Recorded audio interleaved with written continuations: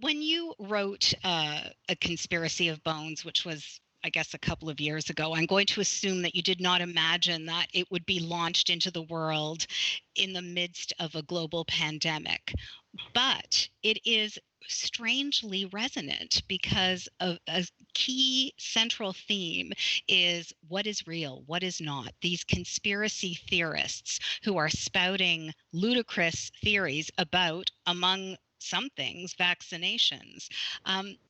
Where did the idea to dive into that weird world of conspiracy come from?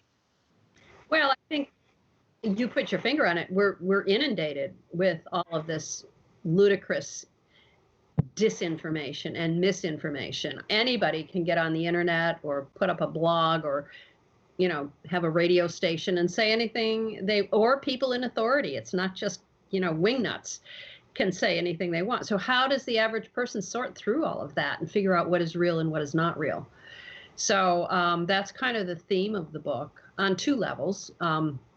On the broader level for the average citizen, how do you figure out what's real and what's not? How do I sort through all of this?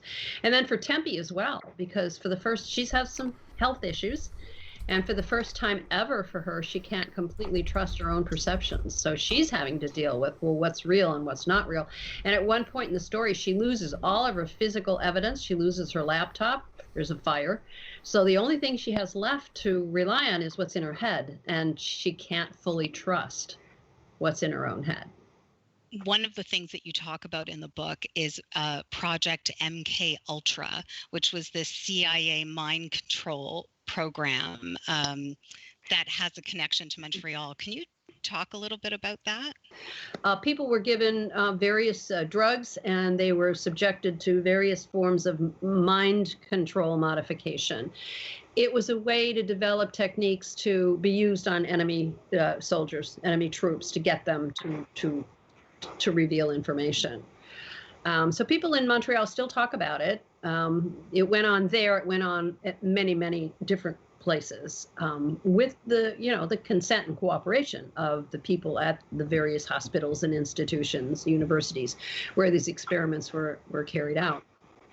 But it's one of the types of, and there are a lot of conspiracy theories concerned with that and a lot of other things. And I did a lot of research into various conspiracy theories because that's one of the sub-themes of the book.